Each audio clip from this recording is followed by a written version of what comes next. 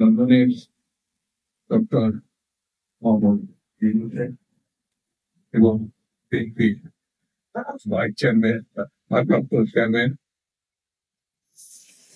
জনাব তারেক রহমানের এই সভা মিটিং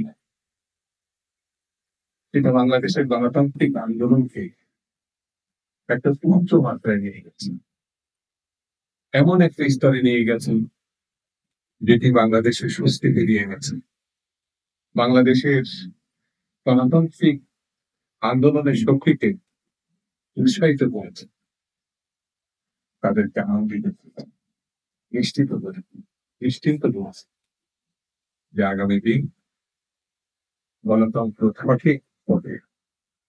সেখানে ডক্টর ইউনূস এবং জননায়ক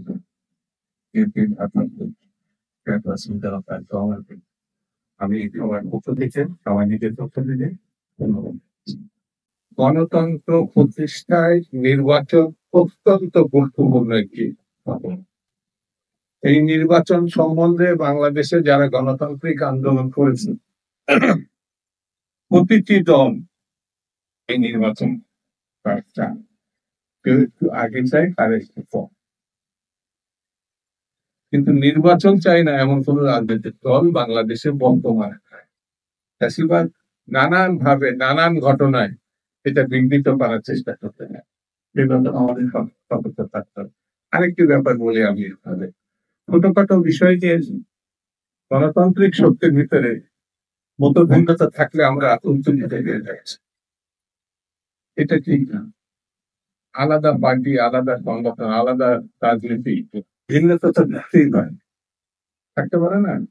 যদি একটা জায়গায় একই সঙ্গে থাকতাম তাহলে তো একটা পার্টির মধ্যেই থাকতাম, একজন এক নেতা এক দল, বঙ্গবন্ধুর বাকশাল নাকি একটা কথা ছিল না।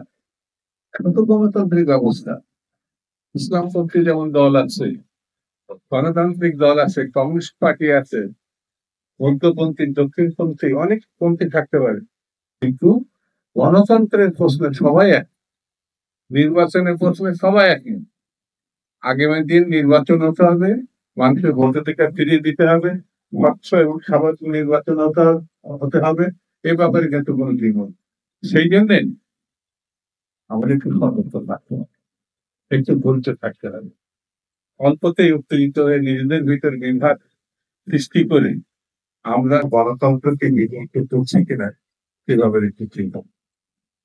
কারণ আমাদের গণতান্ত্রিক পথ মুসলিম ছিল, ততর মতো মুসলিম ছিল না। যারা জেল খেটেছে, যারা স্বজন হারিয়েছে, এক বিএনপি 5,000, এক বিএনপি 16 বছরে 5,000 তৈরি হয়েছে, গুম হয়েছে আমাদের অনেক বন্ধুরা।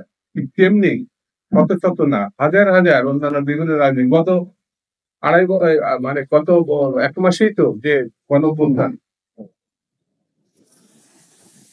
2000-এর উপরে শহীদ, কিভাবে ছাত্র জনতা, তরুণ, কিশোর, শিশু কিভাবে নিজের জীবন বিলিয়ে দিয়েছে। হাজার হাজার এখনো হাসপাতালে, কারো চোখ নাই, কারো হাত নাই, কারো পা নাই। এত তাড়াতাড়ি ঘুরে গেলে তো হবে না। এদের আকাঙ্ক্ষাটা কি? গণতান্ত্রিক বাংলাদেশ। এদের আকাঙ্ক্ষাটা কি? তারা বৈষম্যহীন বাংলাদেশ। এদের আকাঙ্ক্ষা কি? একটা পড়াশোনা করেছে অথবা পড়াশোনা করেনি, তারা একটা কাজের সন্ধান চাচ্ছে, তারা একটা জীবনে একটা সংসারের দায়িত্ব নিতে চাচ্ছে, সেই তো। সেই জায়গায় আমাদের সহযোগিতা, সেই জন্য এখন আমরা সবাই মিলে ঐক্যবদ্ধ ভাবে বাংলাদেশটাকে গণতান্ত্রিক বাংলাদেশ, স্বাধীন বাংলাদেশ আর স্বাধীনতা সার্বভৌমত্ব রক্ষার জন্য এই বীরের জাতি, এটা মুক্তিযুদ্ধের জাতি, এই বীরত্বের সঙ্গে আমাদের লড়াই করতে হবে। এই ভাবনার জন্য সবাই আমরা ঐক্যবদ্ধ। সবাইকে শুভেচ্ছা, অভিনন্দন, ধন্যবাদ জানিয়ে আমি আমার বক্তব্য শেষ।